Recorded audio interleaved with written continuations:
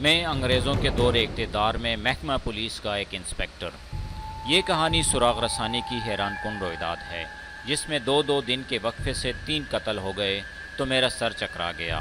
کہانی کی طرف مزید بڑھنے سے پہلے آپ سے ایک ہی درخواست، اگر آپ اس چینل پر نئے ہیں تو سبسکرائب کے بٹن کو دبا دیجئے اور ساتھ ہی بیل آئیکن کو بھی پریس کیجئے تاکہ اس طرح کی جاسوسی ویڈیوز آپ کو بر وقت مل سکے۔ تو آئیے کہانی کی طرف چلتے ہیں۔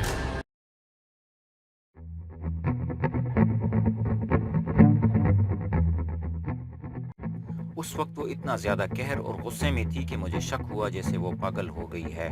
اس کے دانت اس طرح دکھائی دینے لگے جیسے کوئی خوبصورت چڑیل ہو۔ میں نے بڑی ہی مشکل سے اسے ٹھنڈا کیا اور اسے یقین دلانے کی کوشش کی کہ وہ آرام سے بات کرے، میں اس کی مدد کروں گا۔ اس پر وہ رونے لگی۔ اس نے جو لمبا چوڑا اقبالی جرم کیا وہ مختصر الفاظ میں اس طرح ہے کہ وہ شریف ماں باپ کی بیٹی تھی۔ جوان ہوئی تو اسے رحمت اچھا لگنے لگا۔ رحمت نے بھی اس سے دل و جان سے چاہا۔ اس نے قسمیں کھا کر بتایا کہ ان کی محبت پاک تھی۔ رحمت نے اس کے ساتھ وعدہ کیا تھا کہ وہ اس سے شادی کرے گا، لیکن اس کے ماں باپ نہ مانے۔ عائشہ کا رشتہ قدیر کے ساتھ طے ہو گیا۔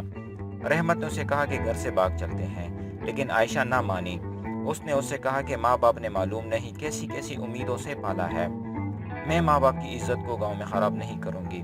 تم اپنے ماں باپ کو راضی کرو، میں اپنے ماں باپ کو راضی کر لوں گی۔ رحمت کے ماں باپ راضی نہ ہوئے تو عائشہ نے اپنی ماں سے بات تک نہ کی کہ وہ رحمت کو پسند کرتی ہے۔ اس کی شادی قدیر کے ساتھ ہو گئی۔ عائشہ نے مجھے سنایا، قدیر کے ساتھ شادی کر کے میرا دل زخمی ہو گیا، لیکن میں نے باپ کی پگڑی کو داغ نہ لگنے دیا، اف تک نہ کی۔ لڑکیاں ڈولی میں بیٹھ کر روتی ہے، میں روئی بھی نہیں۔ جب سسرال سے واپس آئی تو سہیلیوں نے مجھ سے مذاق کیے تھے کہ قدیر تجھے اتنا اچھا لگا تھا کہ میں کا گھر اور گاؤں چھوڑتے تیری آنکھ میں آنسو بھی نہ آیا۔ میں ہنستی رہی، مگر میرے دل کے زخموں کو کوئی نہ دیکھ سکا، نہ میں نے کسی کو دکھایا۔ مجھے قدیر اچھا نہیں لگتا تھا، مجھے صرف رحمت اچھا لگتا تھا۔ شادی سے 2 روز پہلے رحمت نے مجھ سے کہا تھا کہ کوئی نشانی دے جاؤ۔ میں نے پوچھا کہ اسے کیا پسند ہے۔ اس نے کہا سر کے بال دے جاؤ۔ میں نے اپنے سر کے تھوڑے سے بال ریشمی رومال میں لپیٹ کر دے دیے۔ میں نے قدیر کو کبھی پتہ نہ چلنے دیا کہ میں اسے پسند نہیں کرتی۔ میں نے اسے کبھی پریشان نہیں کیا تھا، کبھی لڑی جھگڑی نہیں تھی۔ یہ اس کا باپ اور بہن باہر بیٹھے ہیں، ان سے پوچھ لو۔ میرے ساتھ شادی کر کے قدیر نے کوئی قصور تو نہیں کیا تھا، میں اسے یا اس کے باپ اور بہن کو کیوں پریشان کرتی؟ ان لوگوں نے اپنا گھر عائشہ کے حوالے کر دیا تھا اور گھر کی مختار وہی تھی۔ اس دوران وہ میکے جاتی تو رحمت کے گھر ضرور جاتی، سارا دن وہیں رہتی اور کبھی کبھی رحمت سے اکیلے بھی ملتی۔ رحمت اسے بار بار کہتا کہ چلو باغ چلے، لیکن عائشہ نہ مانی۔ اس نے رحمت سے یہ وعدہ کر رکھا تھا کہ اگر تمہارے ماں باپ مان جاتے ہیں تو قدیر سے طلاق لے لیتی ہوں۔ رحمت نے اپنا وعدہ نبھایا، اس نے 2 رشتے ٹکرا دیے۔ وقت گزرتے گزرتے 8 مہینے گزر گئے۔ رحمت نے عائشہ کو ایک دن کہا کہ وہ قدیر کو راستے سے ہٹائے گا، پھر ماں باپ کو عائشہ کے ساتھ شادی کرنے کے لیے رضامند کر لے گا۔ عائشہ نے مجھے بتایا کہ وہ اس کی بات سمجھ نہ سکی۔ وہ سمجھی کہ قدیر کو طلاق پر راضی کر لے گا، بلکہ بعد میں وہ اس کی اس بات کو مذاق سمجھتی رہی۔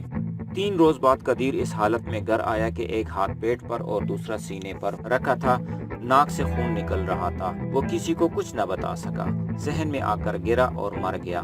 عائشہ نے کہا، جب وہ گرا تو مجھے فوراً رحمت کی بات یاد آئی کہ میں قدیر کو راستے سے ہٹاؤں گا۔ اس وقت مجھے سمجھ آئی کہ اس نے کیا کہا تھا۔ قدیر کو دیکھ کے میرے منہ سے نکل گیا کہ ہائے، اسے تو کسی نے زہر دے دیا ہے۔ مجھے 2 اور آدمیوں پر بھی شک تھا۔ وہ مجھے 10 روپے کے نوٹ دکھاتے رہتے تھے، مجھے پیغام بھی بھیجا کرتے تھے، منتیں کرتے تھے اور ساری عمر غلام رہنے کے وعدے کرتے تھے۔ میں جانتی ہوں کہ قدیر کی موت پر یہ سارے آدمی خوش ہوں گے۔ رحمت بھی آیا تھا، میں نے اسے مردوں میں بیٹھے ہوئے دیکھا تھا۔ قدیر مجھے اچھا نہیں لگتا تھا، لیکن وہ میرا خاوند تھا، میرے سر کی چادر تھا، میری عزت اسی سے تھی۔ میں غصے سے پاگل ہونے لگی۔ رحمت دیر تک باہر مردوں میں بیٹھا رہا، میں اسے بار بار دیکھتی رہی۔ وہ جانے کے لیے اٹھا تو میں چوری چھپے گاؤں سے نکل کر اس کے راستے میں کھڑی ہو گئی۔ میں معلوم کرنا چاہتی تھی کہ قدیر کو زہر اس نے دیا تھا یا کسی اور نے۔ وہ مجھے اتنی خوشی سے ملا جیسے ہمارا رشتہ طے ہو گیا ہو، بڑے فخر سے کہنے لگا، میں نے راستہ صاف کر دیا ہے، تیار رہو۔ میں نے اسے کہا، کل ملنا میں آؤں گی، اور وہ خوش چلا گیا۔ عائشہ کے دل میں انتقام آ گیا۔ وہ 2 روز بعد رات گاؤں سے دور اس جگہ پہنچی جو اس نے رحمت کو بتائی تھی۔ رحمت اس کا انتظار کر رہا تھا۔ اس نے جوان مردوں کی طرح گردن تان کر اسے کہا، میں قدیر جیسے 10 آدمیوں کو ختم کر سکتا ہوں۔ اس کے ساتھ ہی اس پر شیطان سوار ہو گیا۔ وہ عائشہ کو کھڑی فصل میں چلنے کو کہنے لگا۔ عائشہ نے مجھے سنایا، میں بدکار نہیں، میں نے اسے کہا تھا کہ جائز طریقے سے شادی کر لو۔ میں نے یہ بھی کہا تھا کہ میں خاوند سے طلاق لے لیتی ہوں، لیکن اس نے میرے خاوند کو زہر دے دیا، اور ابھی اس کی قبر کی مٹی خشک نہیں ہوئی تھی کہ وہ مجھے بدکاری کے لیے کہنے لگا۔ میں بھول گئی کہ اس شخص کو میری روح بھی چاہتی ہے۔ میں نے یہی محسوس کیا کہ وہ مجھے بیوہ سمجھ کر مجھے فصل کی طرف گھسیٹ رہا ہے۔ میں نے اس کے پیچھے ہو کر اس کی گردن ہاتھوں میں دبا لی۔ اس نے زور لگایا، لیکن میں نے اس کا سانس روک دیا اور وہ بے بس ہو کر تڑپنے لگا اور گر پڑا۔ میں بھی اس کے ساتھ ہی گئی، گردن نہ چھوڑی۔ میرے منہ سے یہی لفظ بار بار نکلتے تھے، تم مرد ہوتے تو بزدل چوروں کی طرح میرے خاوند کو زہر نہ دیتے، میں اپنے خاوند کا پورا بدلہ لوں گی۔ پھر اس کی حرکت ختم ہو گئی۔ وہ بول رہی تھی اور میں اس کے منہ کی طرف دیکھ رہا تھا۔ اس کی روح کا حسن اس کے چہرے پر آ گیا تھا اور اب کسی ڈر یا خطرے کے بغیر بول رہی تھی۔ اس نے کہا، میں نہیں بتا سکتی کہ میرے اندر اتنی طاقت کہاں سے آ گئی تھی اور میری عقل پر کس شرار کا قبضہ ہو گیا تھا۔ اس کی جان نکل گئی تو مجھے کوئی افسوس نہیں ہوا اور نہ مجھے کوئی ڈر لگا کہ پکڑی جاؤں گی۔ میں اور زیادہ دلیر ہو گئی۔ میں نے لاش کو کندھے پر ڈال لیا۔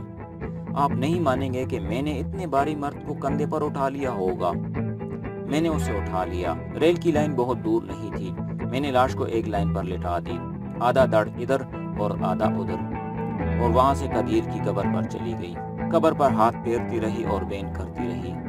گاؤں کے 2 آدمیوں نے میری آواز سنی تو آ کر مجھے گھر لے گئے۔ عائشہ کو چند اور آدمی بھی پھانسنے کی کوشش کرتے رہتے تھے۔ وہ سب کو نفرت سے دھتکار چکی تھی۔ اس کا خاوند مارا گیا اور جس سے وہ چاہتی اسے اس نے اپنے ہاتھوں مار دیا تو اس کی دماغی حالت اس کے قابو سے باہر ہونے لگے۔ اس سے پہلے وہ 2 مرتبہ شاہ کے گھر سلام کے لیے گئی تھی۔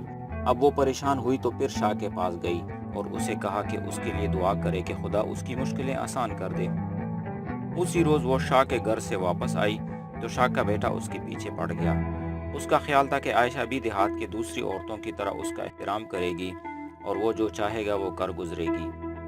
عائشہ نے اسے کھری سنا دی۔ وہ دوسرے دن پھر شاہ کے پاس گئی تو شاہ نے اسے رات کو بلایا اور کہا کہ وہ جو تعویذ دے گا وہ رات کو لکھا جاتا ہے۔ عائشہ جھانسے میں آ گئی۔ اگر وہ شاہ تک رات کو پہنچ جاتی تو شاہ نہیں تھا یا عائشہ کی عزت نہیں تھی۔ ہوا یوں کہ شاہ کا بیٹا بھی سن رہا تھا کہ عائشہ کو باپ نے رات کو بلایا ہے۔ شاید یہی وجہ تھی کہ جب عائشہ رات کے وقت شاہ کے گھر کی طرف جا رہی تھی تو اس کا بیٹا اسے راستے میں مل گیا۔ اس نے اس پر اپنی خبیث نیت کا اظہار کیا۔ عائشہ نے اسے سختی سے منع کیا تو شاہ کا بیٹا اپنی مردانگی کا رعب جمانے لگا۔ عائشہ نے اس کے منہ پر تپڑ مارا۔ شاہ کے بیٹے نے ایک ہاتھ عائشہ کے دائیں کان پر اور دوسرا بائیں کان پر رکھا اور اس طرح اس کے سر کو جگڑ کر اپنا منہ اس کے منہ کی طرف لے جانے لگا۔ عائشہ نے دونوں ہاتھوں سے اس کی گردن پکڑ لی اور دونوں انگوٹھے شاہ رکھ کے دائیں بائیں رکھ کر پورے زور سے دبائے۔ شاہ کے بیٹے نے عائشہ کے بال مٹھیوں میں پکڑ کر کھینچے اور اس کے ہاتھوں میں اس کا ایک کانٹا بھی آ گیا ہوگا جس کا ایک موتی نکل کر گر پڑا۔ عائشہ نے اس کی گردن کو اور زیادہ دبایا۔ شاہ کا بیٹا بہت تڑپا لیکن عائشہ اپنی عزت کی خاطر چڑیل بن چکی تھی۔ اس نے اسے جان سے مار کر ہی دم لیا۔ وہ گرا تو عائشہ کے کئی بال اس کی مٹھی میں چلے گئے۔ عائشہ شاہ کے گھر نہ گئی، وہیں سے واپس آ گئی۔ عائشہ نے کہا، میں اس کے گھر اس لیے نہ گئی کہ مجھے اس کی نیت پر بھی شک ہو گیا تھا۔ معلوم نہیں مجھے یہ عقل کس نے دی کہ شاہ جو تعویذ دے گا وہ دن کے وقت بھی دے سکتا تھا۔ مجھے اس کی آنکھیں یاد آ گئی۔ میں اس کے پاس جاتی تھی تو مجھے باولے کتوں کی طرح دیکھتا تھا۔ عائشہ نے کہا، اس سے پہلے بھی کئی مرد میرے پیچھے پڑے رہتے تھے لیکن میں نے کبھی پرواہ نہیں کی تھی، مگر میرا خاوند مارا گیا تو میں چڑیل بن گئی۔ میں اپنے خاوند سے شرمسار ہوں کہ اس کی زندگی میں ایک غیر مرد کو دل میں بٹھائی رکھا، لیکن میرا خدا خود ہی گواہی دے گا کہ میرے اس جسم کا مالک میرا خاوند تھا۔ یہ جسم اسے بھی نہیں دیا جسے میں دل سے چاہتی تھی۔ اس وقت عائشہ کا حسن دیکھنے والا تھا۔ مجھے اس سوال کا جواب مل گیا کہ اس لڑکی میں وہ کیا کشش ہے جس نے میری تھانیداری کو بھی ہلا دیا تھا۔ یہ روح کا حسن تھا اور یہ دل کی پاکیزگی تھی جو اس کی آنکھوں میں چمکتی تھی اور جو اس کے ہونٹوں پر مسکراہٹ بن کر کھلی رہتی تھی۔ مجھ میں اتنی جرت نہیں تھی کہ احترام سے اس کے سر کو چوم لوں جسے پاک رکھنے کے لیے اس نے 2 مردوں کی گردنیں مروڑ دی تھی۔ میں جب تانے گیا تو میں نے اس کے ان بالوں کو چوما جو شاہ کے بیٹے کی مٹھی سے نکالے تھے اور انہیں بھی जो रहमत की लाश की जेब से बरामद हुए थे। मगर आयशा ने मुझे बड़ी ही सख्त इम्तिहान में डाल दिया। कानून की निगाह में वो दोहरे कत्ल की मुजरिम थी, लेकिन मेरी निगाह में उसका मर्तबा कुछ और था। मैं कानून का गुलाम था। 3 आदमी कत्ल हो गए थे। मुझे इस्तिगासा मजबूत बनाना, मगर मेरे अंदर उस लड़की का एक मुसलमान भाई बैठा हुआ था। वो नहीं चाहता था कि लड़की को सजा हो। मुझे लड़की को हिरासत में जरूर लेना था और मजिस्ट्रेट के पास ले जाकर इकबाली बयान भी रिकॉर्ड कराना था। मैं आयशा को हिरासत में लेकर थाने ले गया, उसे हवालात में बंद कर दिया और कांस्टेबलों से कहा कि इसे मामूली सी मुलजिम ना समझे, उसे इज्जत से रखे। उसके लिए खाना अपने घर से पकवा कर भेजा। सोच सोच कर मेरा सर चकराने लगा। शाम को एक गाड़ी हमारी स्टेशन पर रुकती थी। मुझे एक सिख मजिस्ट्रेट का ख्याल आया। मैंने एक बार उसका एक काम किया था। मैंने वर्दी उतारी, अपने कपड़े पहने और शाम की गाड़ी से शहर चला गया। आधे घंटे का सफर था। शहर पहुंचा तो उस सिख मजिस्ट्रेट के घर चला गया। हिंदू बड़ी ही कमीनी और धोखाबाज कौम है। सिखों पर भरोसा किया जा सकता था। मजिस्ट्रेट घर पर ही मिल गया। बड़े इत्तेफाक से मिला।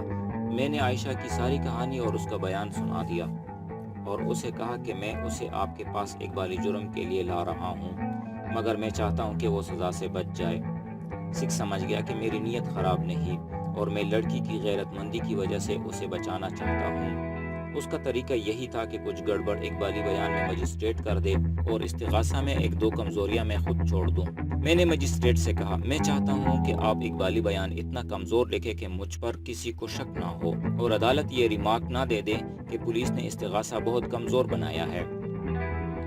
मजिस्ट्रेट मेरी बात समझ गया और उसने वादा किया कि वो मेरा काम कर देगा और लड़की को बरी होने का मौका देगा। रात की पैसेंजर ट्रेन से मैं वापस आया। मैंने आयशा से कुछ भी ना कहा। मुझे वो रात आज भी याद है। मैं सारी रात ना सोया, सोचता रहा, करवटें बदलता रहा और सुबह हो गई। आयशा को हवालात से निकाला, उसे नाश्ता करवाया, मुंह हाथ धुलाया और एक कांस्टेबल को साथ लेकर आयशा को रेलवे स्टेशन पर ले गया। ये गाड़ी भी हमारी स्टेशन पर रुकती थी। मैं आयशा को मजिस्ट्रेट के पास इकबाली बयान के लिए ले गया। मजिस्ट्रेट ने अपना वादा पूरा कर दिया। कुछ कमज़ोरियाँ इकबाली बयान में डाल दी, कुछ गड़बड़ मैंने अपने इस्तिगासा में की, लेकिन हम दोनों आयशा को उम्र कैद से ना बचा सके और वो अपील में भी बरी ना हो सकी। उसकी एक बड़ी वजह यह भी थी कि आयशा सेशन कोर्ट में जाकर भी अपने इकबाली बयान से मुनहरिफ नहीं हुई थी। तो ये था आज का एपिसोड। उम्मीद है आपको पसंद आया होगा। कमेंट्स में अपनी राय का इजहार ज़रूर कीजिए। इसके साथ साथ इस चैनल को सब्सक्राइब कीजिए और बेल आइकन को भी प्रेस कीजिए ताकि हमारा साथ बरकरार रह सके। शुक्रिया। मिलते हैं एक नई कहानी के साथ। तब तक के लिए खुदा हाफिज़।